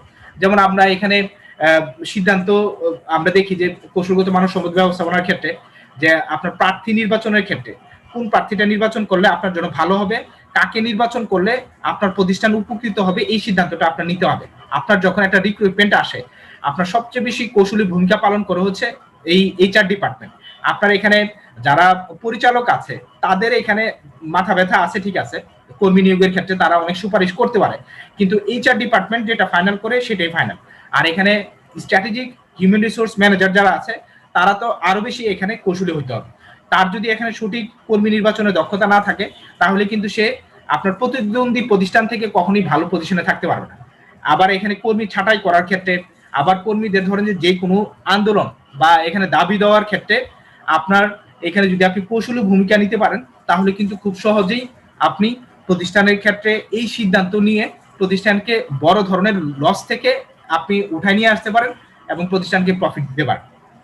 তো আপনাদেরকে যদি আমি এক্সাম্পল হিসেবে বলি, ধরেন যে আপনি সিদ্ধান্ত গ্রহণের দক্ষতা, একজন কৌশলগত মানব সম্পদ ব্যবস্থাপকের সিদ্ধান্ত গ্রহণের দক্ষতা। ধরেন যে আপনার করোনা পরিস্থিতি শুরু হয়েছে, আমরা যখন 2020-এর শুরুতে দেখলাম যে করোনা শুরু হয়েছে, তো এখন কি করতে হবে এই সিচুয়েশনে কিন্তু এখানে অনেক প্রতিষ্ঠানই বন্ধ হয়ে গেছে। তো অনেক প্রতিষ্ঠান কিন্তু এই করোনার ভিতরেই কিন্তু অনেক প্রতিষ্ঠান কিন্তু লাভবান হয়েছে, আবার অনেক প্রতিষ্ঠান বন্ধ হয়ে গেছে। এর কারণ হচ্ছে এখানে স্ট্র্যাটেজিক ডিসিশন মেকিং এর এখানে পার্থক্য ছিল এই প্রতিষ্ঠানগুলোর ভিতরে। যারা বন্ধ করে দিছে তারা এখানে কৌশলগতভাবে পিছিয়ে গেছে, বা কৌশলগতভাবে তারা এত দক্ষ না, এই কারণেই তারা অন্যান্য প্রতিষ্ঠান থেকে পিছিয়ে গেল। এখন কি কারণে এখানে স্ট্র্যাটেজির ক্ষেত্রে তারা ধরেন যে একজন আরেকজনের ক্ষেত্রে আরেকজন থেকে ভালো পজিশনে গেল। ধরেন আমরা করোনা পরিস্থিতি দেখেছি যে মোটামুটি সবাই ধরেন লস খেয়েছে, কিন্তু কেউ লসটা খুব দ্রুত কাভার করেছে। যেমন আমরা প্রতিষ্ঠানগুলোকে দেখেছি যে করোনার সময় ম্যাক্সিমাম প্রতিষ্ঠানেই দেখলাম যে তারা কিন্তু অনলাইনে চলে আসে। অনেক প্রতিষ্ঠানই ছিল যে অফলাইনে, তারা কখনো অনলাইনে ব্যবসা করেই নাই, কিন্তু করোনা পরিস্থিতির কারণে কিন্তু সবাই এখানে অনলাইন মার্কেটিং, ডিজিটাল মার্কেটিং বা ই মার্কেটিং এর ক্ষেত্রে কিন্তু, বা মোবাইল মার্কেটিং এর আপনার ব্যবসাতে কিন্তু তারা চলে আসে। যে আমরা দেখলাম যে যখন কেউ বাসা থেকে বের হচ্ছে না, আপনার পণ্য কেউ কিনছে না, সেক্ষেত্রে আপনার পণ্য নিয়ে তাদের বাসায় যাইতে হইবে। তো সেই ক্ষেত্রে আপনি কি করলেন, আপনি আপনার সব পণ্য যেটা আছে সব ছবি তুলে আপনি অনলাইনে দিয়ে দিলেন। দ্যাট মিনস আপনি ই মার্কেট প্লেস খুলে ফেলেন বা অনলাইন মার্কেট প্লেস খুলে ফেললেন। সেখানে কিন্তু আপনার অর্ডার, এখানে যারা ঘরে বসে অর্ডার দিচ্ছে তারা কিন্তু ওই অর্ডার দিয়ে পেমেন্ট করে আপনার প্রতিষ্ঠানের পণ্য কিন্তু তারা কিনে নিচ্ছে। তো এই জিনিসটা কিন্তু আমরা দেখেছি যে স্বপ্নের ক্ষেত্রে আপনারা বলেন, স্বপ্ন বলেন, আগ্রহ বলেন, তো স্বপ্ন কিন্তু এই কাজটা করেছে। যে স্বপ্ন আপনার দেখা গেছে যে এরিয়া ভিত্তিক, ঢাকা শহরে যারা আছেন তারা জানেন যে এই যে করোনার ক্রাইসিস যখন শুরু হয়েছে, স্বপ্নে কিন্তু আপনার জোন ভিত্তিক তাদের আপনার স্টোরগুলো খোলা রেখেছে, এবং তারা তাদের কর্মী দিয়ে আপনার বিভিন্ন এলাকাতে কিন্তু তারা আপনারা যেটা অর্ডার দিয়েছেন সেটা কিন্তু তারা পৌঁছে দিয়েছে। তো তাদের দেখা দেখি যে চালডাল.com বিভিন্ন ধরনের অনলাইন প্রতিষ্ঠান কিন্তু পরবর্তীতে এসেছে, এবং যারা এই নিত্য প্রয়োজনীয় জিনিসের সাথে জড়িত ছিল তারা কিন্তু এইভাবে তাদের লসগুলা কাভার করে নিয়েছে। তো এইভাবে আমরা দেখেছি যে সিদ্ধান্ত গ্রহণের দক্ষতার উপরে কিন্তু আপনার প্রতিষ্ঠানের সফলতা বা ব্যর্থতা অনেক ক্ষেত্রে নির্ভর করে। তো এরপরে যেটা আছে আমরা যাব হচ্ছে প্রশিক্ষণ এবং উন্নয়নের দক্ষতা। প্রশিক্ষণ এবং উন্নয়নের দক্ষতার ক্ষেত্রে আমরা বলি যে আপনার প্রশিক্ষণ যেহেতু কর্মীদেরকে আপনার যে কোনো একটা স্কিল ডেভেলপ করার ক্ষেত্রে তাদেরকে জ্ঞানগত এবং দক্ষতার উন্নয়ন ঘটায়, সেই ক্ষেত্রে কিন্তু আপনার এখানে প্রশিক্ষণটা কিভাবে দিবেন বা কার জন্য এই প্রশিক্ষণটা অ্যাপ্রোপ্রিয়েট সেটা কিন্তু আপনার আগে বের করে নিতে হবে। ধরেন যে যার প্রশিক্ষণ নেওয়ার বিন্দুমাত্র আগ্রহ নেই, তাকে যদি আপনি প্রশিক্ষণে পাঠান, সে কিন্তু প্রতিষ্ঠানে এসে আপনার ফিডব্যাক কোনো কিছু দিবে না, বা প্রতিষ্ঠানের জন্য সে কোনো কিছু ভ্যালু অ্যাড করবে না, সে নিজেরও ভ্যালু অ্যাড করবে না, মানে সে নিজেরও দক্ষতার উন্নয়ন ঘটাতে পারবে না, প্রতিষ্ঠানের জন্য সে কোনো ভ্যালু অ্যাড করতে পারবে না। তো আপনি প্রশিক্ষণের জন্য ওই ধরনের কর্মীকে নির্বাচন করতে হবে যার প্রশিক্ষণ দরকার।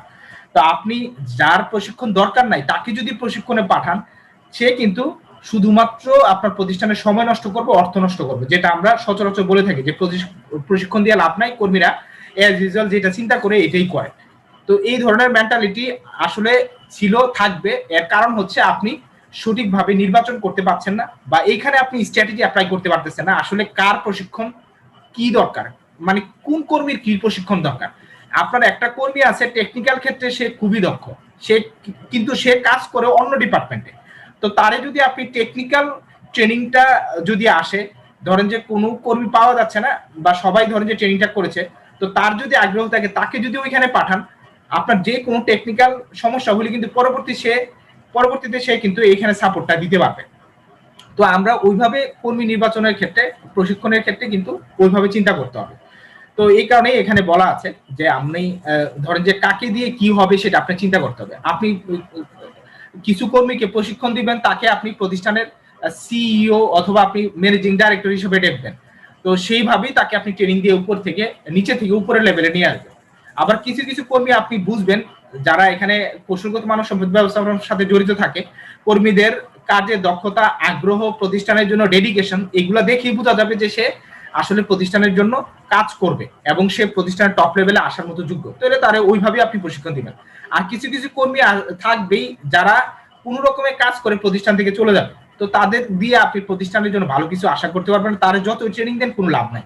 তো সেই ক্ষেত্রে তাকে ট্রেনিং দেওয়ার ক্ষেত্রে আপনি মনোনয়ন না দিলে ভালো। তো এইভাবে আপনি এখানে কাকে আপনি ধরেন যে ট্রেনিং দিয়ে নেতা বানাবেন আর কার জন্য আপনি ধরেন যে জেনারেল ট্রেনিং দিবেন, এটার ক্ষেত্রে কিন্তু আপনার সিদ্ধান্ত নিতে হবে। তো এটা একটা এখানে ছিল বাজেট প্রস্তুতের দক্ষতা। আমরা এখানে প্রতিষ্ঠানের ক্ষেত্রে বাজেট যেটা লাগে, যে প্রতিষ্ঠানে আমরা আয় ব্যয়ের আমরা যে আমরা বলি যে আয় ব্যয়ের হিসাবটা যখন আমরা ফিগারে লিখে প্রকাশ করি, প্রতিষ্ঠানের কত টাকা ধরেন যে ব্যয় হবে বেতন মজুরি অথবা অন্যান্য সুবিধা বাবদ, আমি যখন কর্মীদেরকে এই টাকাগুলো দিব কত টাকা খরচ হবে এবং এই খরচটা আমি কোত্থেকে আসবে, প্রতিষ্ঠানের কোন খাত থেকে আমি এই খরচটা দিব বা আমার প্রতিষ্ঠানের আয় কোত্থেকে আসবে, তো এইগুলো যখন আমি লিখে প্রকাশ করি তখন এটাকে আমি বাজেট বলি। তো এই বাজেট প্রস্তুতের দক্ষতাও কিন্তু একজন এইচআর ম্যানেজারের থাকতে হবে। এখন অপ্রয়োজনীয় খরচের জন্য যদি আপনি বেশি বাজেট রাখেন, আপনি দেখবেন যে আপনারা যারা এখানে ফিনান্স ডিপার্টমেন্টের সাথে জড়িত আছেন, আপনি দেখবেন যে আপনার প্রতিষ্ঠানে একটা বাজেট হয়, প্রত্যেক বছরই আপনার প্রতিষ্ঠানের প্রত্যেক ডিপার্টমেন্টের জন্য একটা বরাদ্দ থাকে। এখন আপনার ট্রেনিং এন্ড ডেভেলপমেন্টের জন্য একটা বরাদ্দ আছে, আপনার এখানে ধরেন যে ভ্রমণের জন্য বা কর্মীদেরকে এন্টারটেইনমেন্টের জন্য একটা বরাদ্দ থাকে, যেমন অ্যানুয়াল পিকনিকের জন্য, অ্যানুয়াল খেলাধুলার জন্য একটা বরাদ্দ এখানে থাকে। তো এইভাবে বাজেটে কিন্তু আপনার বরাদ্দটা রাখতে হয়।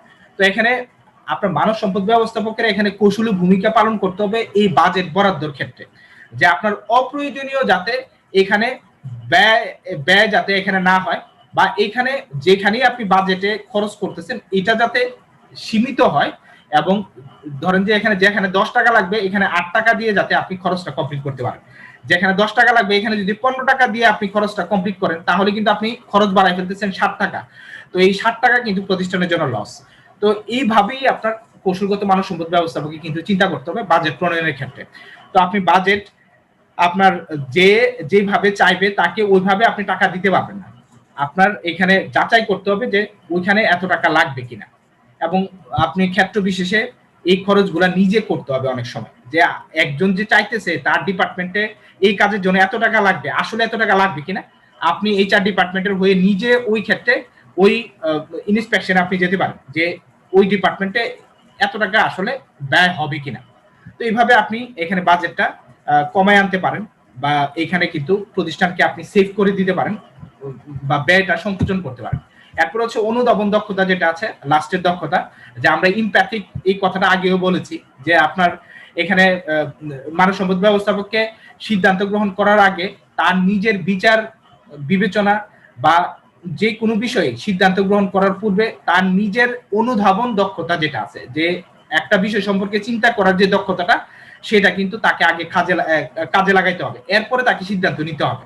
যেটা আমরা বলি হচ্ছে আমরা ম্যানেজমেন্টের ক্ষেত্রে একটা, আমার ভাষায় আমি বলি আর কি, যে আপনার ম্যানেজমেন্ট কিন্তু আমরা বলি যে অনেক সংজ্ঞায় আপনি দিতে পারেন, কিন্তু আমরা সবচেয়ে সহজ যেটা বলি যে আপনার using common sense to solve any problem, এটাকে আমরা ম্যানেজমেন্ট বলি।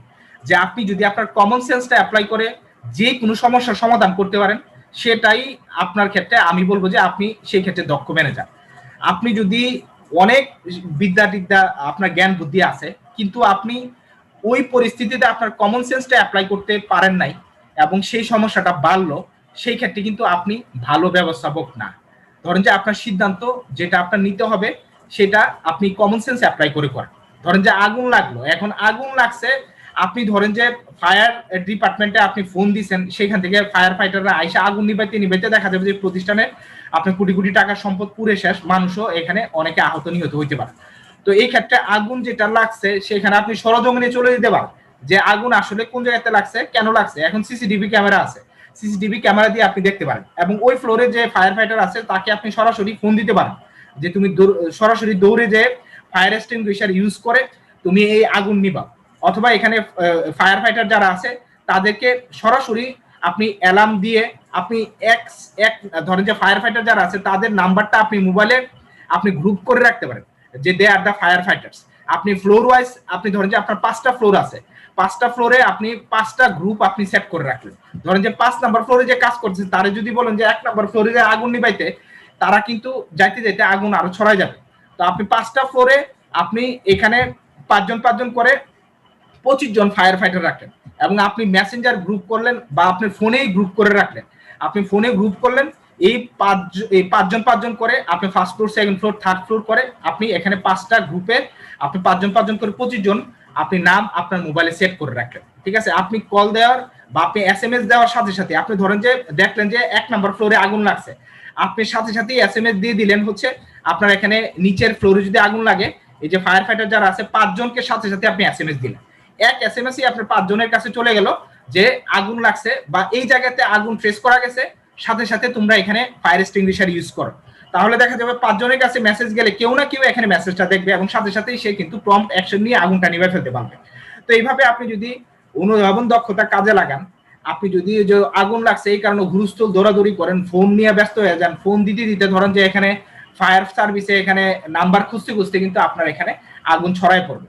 তো সেই ক্ষেত্রে আপনি আগে অভ্যন্তরীণ ব্যবস্থা যদি নেন, আপনি যদি অনুধাবন করেন আসলে আগুনটা বড় না ছোট, আগুন বেশি লাগে গেলে ঠিক আছে, সেই ক্ষেত্রে আপনার ফায়ার ফাইটার কাজ করবে না বা আপনার ফায়ার ফাইটার দিয়ে আগুন নিবানো সম্ভব না।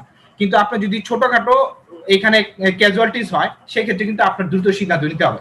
কোনো ওয়ার্কার ধরেন যে ফ্যাক্টরির ভিতরে আপনার দুর্ঘটনায় পতিত হইলো, সে ধরেন যে মেশিনের ভিতরে তার হাত ঢুকে গেছে, ঠিক আছে, এখন সেই ক্ষেত্রে আপনি করবেনটা কি?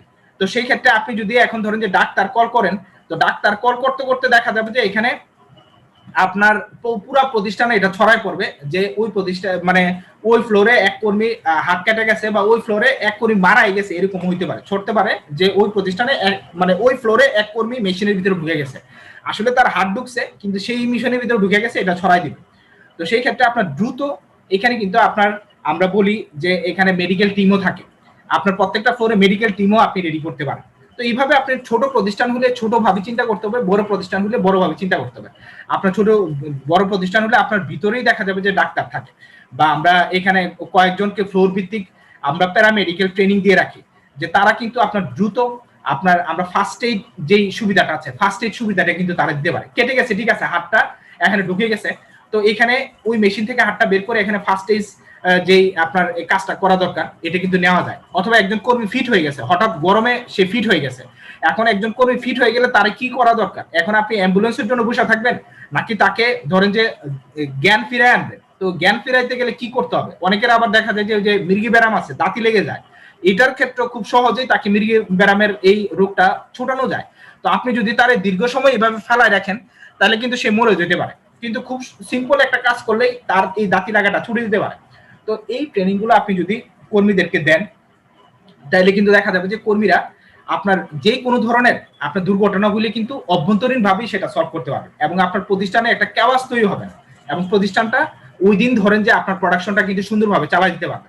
আর নাহলে আপনি চিন্তা করেন আগুন লাগছে, আপনি ফায়ার ফাইটারের ফোন দিচ্ছেন, আগুন লাগে ওই দিন প্রতিষ্ঠানে দেখা যাবে যে পুরা টুরা শেষ, আপনার পুরা 1 বছরই প্রতিষ্ঠান বন্ধ থাকতে পারে, অথবা আপনার প্রতিষ্ঠানটা ওই দিন বন্ধ থাকতে পারে, অথবা 1 মাসের জন্য বন্ধ হয়ে যেতে পারে। তো আপনার ছোট্ট একটা সিদ্ধান্ত কিন্তু আপনার প্রতিষ্ঠানটাকে বাঁচাই দিতে পারে। তো সেই কারণে আমরা বলি, অথবা কর্মী ওই যে একজন বললাম যে মেশিনে হাত চলে গেছে, তো আপনি হাত বের করে আপনি ফায়ার যারা আপনার এখানে মেডিকেলের সাথে যারা জড়িত আছে বা যাদেরকে আপনি ট্রেনিং দিচ্ছেন প্যারামেডিকেলের ট্রেনিং, তারা কিন্তু এই ফার্স্ট এডের কাজটা করে কিন্তু অ্যাম্বুলেন্স দিয়ে তারা পাঠিয়ে দিতে পারে, আপনার প্রতিষ্ঠানে কিন্তু কোনো বিশৃঙ্খলা তৈরি হবে না। নাহলে কিন্তু এই ছোট ইস্যু নিয়েই দেখা যাবে যে প্রত্যেকটা ফ্লোরে আপনার এখানে কিছু লিডার আছে, তারা কিন্তু বের হয়ে যাবে এবং সব কর্মীদেরকে বলবে যে কাজ থামাও, এখানে ওই তাদের যে ক্ষোভ কোনো কারণে তারা ম্যানেজমেন্টের উপর ক্ষোভ, তারা কিন্তু এটা একটা ইস্যু বানাই ফেলবে যে আমাদের নিরাপত্তার ব্যবস্থা নাই, কর্মীদের জানমালের কোনো নিরাপত্তা নাই, কর্মীদের দেখা যায় যে এখানে যথাযথভাবে খাটানো হইতেছে।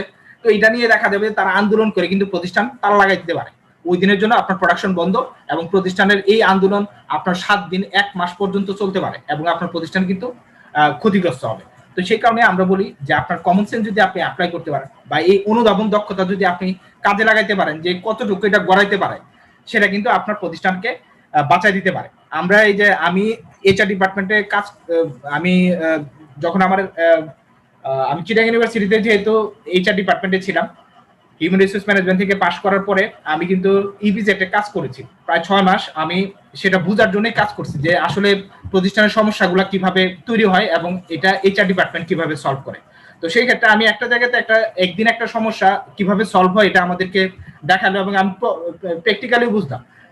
এই আপনার ইপিজেডে এরিয়াগুলোতে আপনি চাইলেই বাইরে যেয়ে খাইতে পারবেন না, ওই ভিতরে আপনার ক্যান্টিন ব্যবস্থা আছে, সকালে নাস্তাটা দেওয়া হয়, দুপুরের খাবার দেওয়া হয় এবং এটা তাদের ইয়ার থেকে কেটে রাখা হয়, দুপুরের খাবারটা আপনি নিয়ে আসতে পারবেন, সকালের নাস্তাটা ফ্রি দেওয়া হয় আপনার প্রতিষ্ঠান থেকে।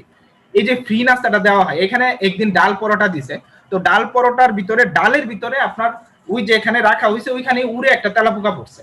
এখন এই তেলাপোকাটা আপনার কোনো কারণে একজন কর্মীর আপনার এই ডালের যেই ছোট বাটি আছে এটার ভিতরে করে গেছে। এখন এইটাকে কিন্তু ইস্যু করে দেখা গেল যে ওই দিনের আপনার পুরা প্রতিষ্ঠান বন্ধ হয়ে গেছে। ওই দিনের পুরা প্রতিষ্ঠান এটার কারণে বন্ধ, যে ডালের ভিতরে তেলাপোকা পাওয়া গেছে, যে এরা আপনার পুরান ভেজাল এবং খারাপ জিনিস খাওয়াচ্ছে, এইটা ইস্যু নিয়ে ওই প্রতিষ্ঠান সারাদিন বন্ধ এবং আন্দোলন করছে কর্মীরা। তো এই জিনিসটা আপনার সলভ করার জন্য পরবর্তীতে আমরা দেখলাম, আমি যে প্রতিষ্ঠানে কাজ করতাম ওই প্রতিষ্ঠান কিন্তু এই প্রতিষ্ঠানে এই সমস্যা নাই। এই প্রতিষ্ঠান প্রত্যেক দিন খাওয়ার সময় আমরা এইচআর এর সাথে যারা জড়িত ছিলাম, যেহেতু আমি ওইখানে কাজ করেছি, আমি এখানে ট্রেনি হিসেবে ছিলাম, তো ওইখানে আমরা খাওয়ার সময় এখানে প্রত্যেকটা জায়গাতে সিসিটিভি ক্যামেরা লাগানো আছে এবং প্র্যাকটিক্যালি এখানে আমাদেরকে পাঠানো হইতো যে ওখানে ফ্লোর ভিজিট করে আসতে হবে, কারণ খাওয়ার টেবিল হইতেছে আলোচনার জায়গা, এখান থেকে আন্দোলন শুরু হয়। এবং এখানে কর্মীরা যাতে অযথা, এখানে অনেকে পানি নিয়ে কমপ্লেন করে পানি ভালো না, অনেকে খাবার ঠান্ডা এটা নিয়ে কমপ্লেন করে, এগুলো আপনারা শুনতে হবে, শুনে এটা তাদেরকে ওইখানে এটা সলভ করে দিতে হবে, যে আজকে খাবারটা ঠান্ডা হলে তারে ওভেনে এটা গরম করে দিতে বলি, অথবা খাবারটা ঠান্ডা হলে কেন ঠান্ডা হয়েছে এটা তাকে রিজন বলতে হয়, এবং এটা বইলা যদি তারা একটু হাসি দিয়ে বুঝান তাহলে এখানে এটা সলভ হয়ে যায়। এটা কিন্তু কোনো ইস্যু হিসাবে বা এটা আন্দোলনের কোনো ইস্যু হিসাবে সামনে আসে না। তো এইভাবেই আপনাকে অনুধাবন দক্ষতা কাজে লাগাই কিন্তু প্রতিষ্ঠানকে আগায় নিতে হবে। তো এইভাবে আমরা বলি যে কৌশলগত মানব সম্পদ ব্যবস্থাপকের এইসব দক্ষতাগুলো যদি থাকে তাহলে কিন্তু সেই প্রতিষ্ঠানটাকে সহজেই রান করতে পারে।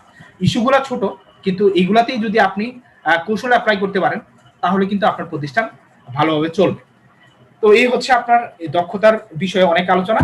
আমরা এরপরে যেটা আছে যে কৌশলগত মানব সম্পদ ব্যবস্থাপনার 5টা পির কথা, এখানে আমাদের যে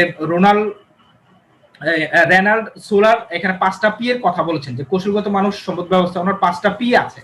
এই 5টা পি নিয়ে উনি আলোচনা করেছেন যে এই 5টা পি কিভাবে আপনার কৌশলগত সুবিধা দিতে পারে। তো এখানে আমরা প্রথমেই বলেছি যে প্রতিষ্ঠানের যে লক্ষ্য বা উদ্দেশ্য আছে সেটার সাথে মানব সম্পদ ব্যবস্থাপনাকে এখানে লিঙ্ক করাই দিতে হবে বা সমন্বয় সাধন করতে হবে। এটা হচ্ছে কৌশলগত মানব সম্পদ ব্যবস্থাপনার মূল উদ্দেশ্য থাকে, এবং এটা লিঙ্ক করায় আপনার প্রতিষ্ঠানের আপনার লং টার্ম কম্পিটিটিভ অ্যাডভান্টেজেস আপনার এনশিওর করতে হবে।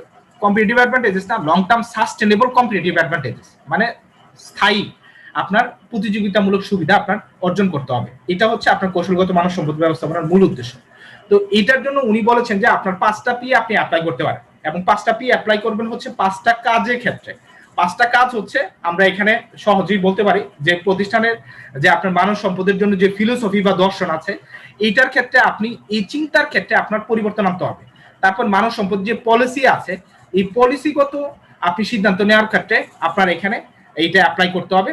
এবং এখানে কৌশলগত মানব সম্পদের 5 পির ক্ষেত্রে 3 নাম্বার পি যেটা আছে, আপনি মানব সম্পদের জন্য যে প্রোগ্রামগুলো ডেভেলপ করবেন এই প্রোগ্রামের ক্ষেত্রে আপনার এটা অ্যাপ্লাই করতে হবে, প্র্যাকটিসে এটাকে নিয়ে আসতে হবে, এবং এটাকে একটা ধারাবাহিক কাজ হিসাবে বা প্রসেস হিসাবে অর্গানাইজেশনে এটাকে অ্যাপ্লাই করতে হবে। তো এইভাবেই যদি আপনি অ্যাপ্লাই করেন এই 5 পি দিয়ে আপনি অর্গানাইজেশনটাকে কিন্তু এই আমরা যেটা বলতেছি যে স্ট্র্যাটেজিক যে অ্যাডভান্টেজেসটা সেটা কিন্তু আপনি এনশিওর করতে পারবেন। তো আসেন আমরা এখানে 5 পি যেটা রেনাল্ড সোলার যেটা প্রবর্তন করেছেন, এই 5টা মানব সম্পদ কার্যক্রম যেটাকে আমরা ফোকাস করে এবং এটাতে আমরা কৌশল অ্যাপ্লাই করে কিভাবে আমরা ধরেন যে কম্পিটিটিভ অ্যাডভান্টেজেস এনশিওর করতে পারি সেটা একটু দেখে নিই। তো এখানে কৌশলগত মানব সম্পদ ব্যবস্থাপনার 5 পি আপনি দেখেন, প্রথম পিটা হচ্ছে ফিলোসফি। ফিলোসফির সংজ্ঞা যেটা আছে এটা এখানেই লেখা, যে এখানে ফিলোসফি বলতে আমরা প্রতিষ্ঠানের যে সংস্কৃতি বা মূল্যবোধের যে জায়গাটা বা তারা যে কোনো একটা বিষয়কে কিভাবে দেখে বা মূল্যায়ন করে এই যে জায়গাটায় সেটাকে আমরা বলি। যে প্রতিষ্ঠানের যেটা কালচার আছে, আপনি যদি প্রতিষ্ঠানের কালচারের কথা বলেন, কালচার কিন্তু একদিনে ডেভেলপ হয় না। আমরা কালচারটাকে বলি হচ্ছে অনেক দিনের লালিত বা প্র্যাকটিস করা যে কোনো একটা বিষয়, যেটা প্রতিষ্ঠানের কর্মীরা শত আপনার ঝড় যন্ত্রণা আসলেও যেটা আঁকড়ে ধরে রাখতে চায় সেটাকে আমরা প্রতিষ্ঠানের কালচার বলি। যে কালচারটা হচ্ছে অনেক দিনের প্র্যাকটিস, এটা একদিনে হবে না। ঠিক আছে, এই কালচারটা যত ধরনের বাধা বিপত্তি আসুক প্রতিষ্ঠানের কর্মীরা সেটাকে আঁকড়ে ধরে রাখতে চায়। তো সেটাকে আমরা প্রতিষ্ঠানের সংস্কৃতি বা কালচার বলি। এবং এই কালচারটা তার ভ্যালু সিস্টেমের কারণে হয়। অর্গানাইজেশনে যারা কর্মী বাহিনী আছে এই কর্মীরা প্রতিষ্ঠানটাকে কিভাবে মূল্যায়ন করে সেটার উপরেই আপনার এই কালচারটা ডেভেলপ হয়।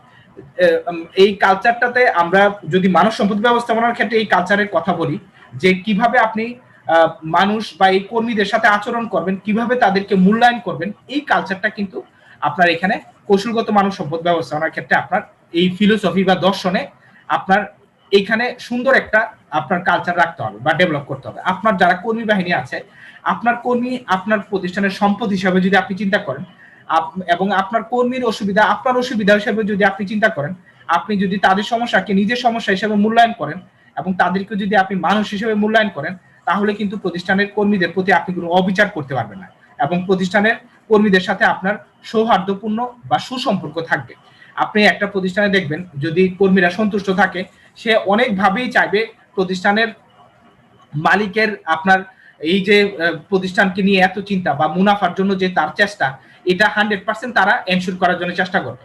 আমরা এই যে কিছুদিন আগে দেখলাম যে আপনি ফেসবুকে গেলে এখনো ইউটিউবে গেলে এখনো পাবেন, যে কিছুদিন আগে আমরা দেখলাম চট্টগ্রামে প্রতিষ্ঠানের নামটা আমি ভুলে গেছি, যে ওই প্রতিষ্ঠানের মালিক তার মেয়ের বিয়েতে তার কারখানার প্রায় 2000 কর্মী বাহিনীকে দাওয়াত দিয়েছে। তারপর কারখানার যারা ছিল 2000 কর্মী সবাই আসছে তার মেয়ের বিয়েতে।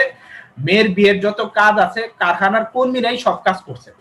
মেয়ের সাজানো, মেয়ের গায়ে হলুদের স্টেজ করা, মেয়ের খাওয়ানোর জন্য যে প্যান্ডেল করা, খাওয়ানোর জন্য যে রান্না বান্না এবং আতিথেয়তা, গিফট টিপ সবকিছু আপনার এই কারখানার শ্রমিকরা করেছে।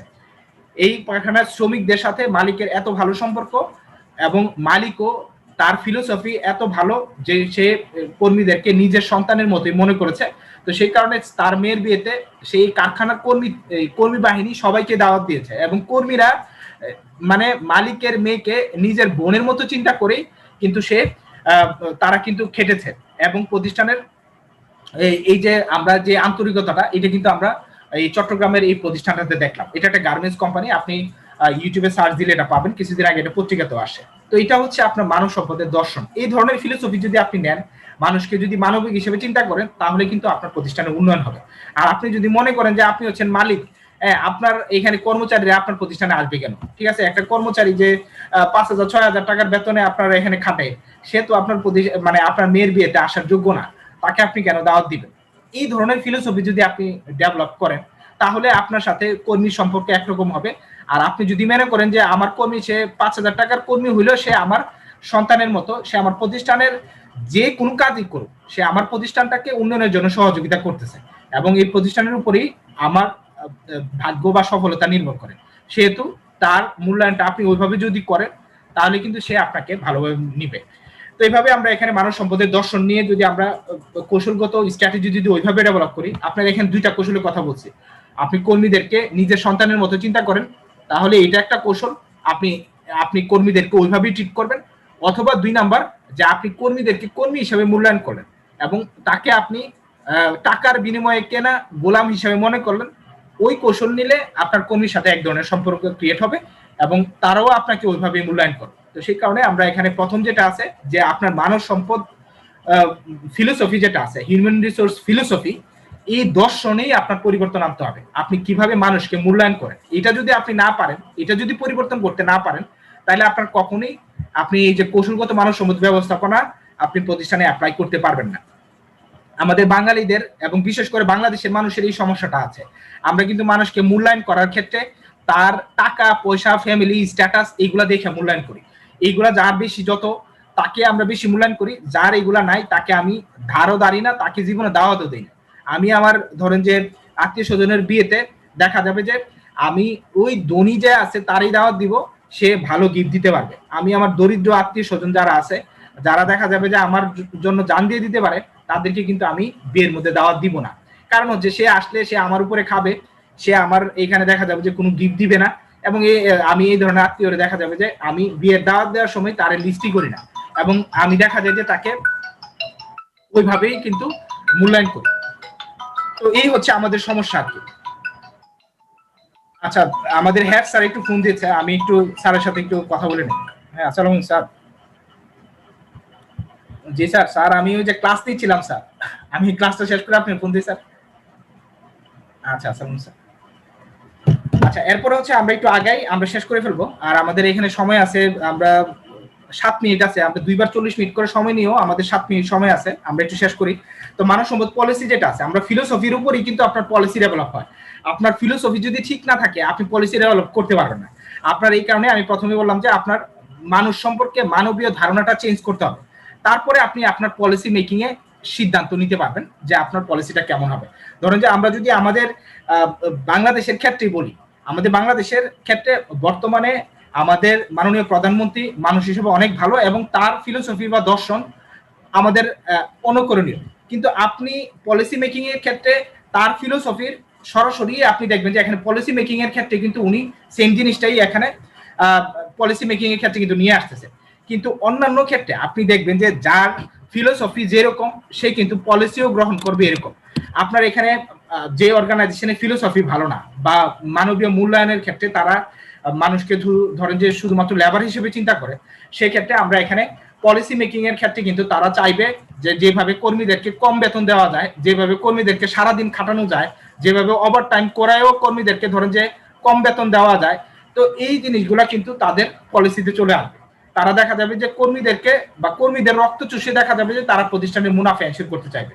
তো তাদের ফিলোসফিতেই সমস্যা। তো সেই কারণে আমরা ফিলোসফিটা যদি ঠিক থাকে তাহলে আমার পলিসিও ঠিক হয়ে যাবে। পলিসি বলতে আমরা এখানে বলি হচ্ছে পলিসি হচ্ছে কর্ম সম্পাদনের আমরা বলি হচ্ছে গাইডলাইন, যে আপনি কিভাবে কর্মটা সম্পাদন করবেন।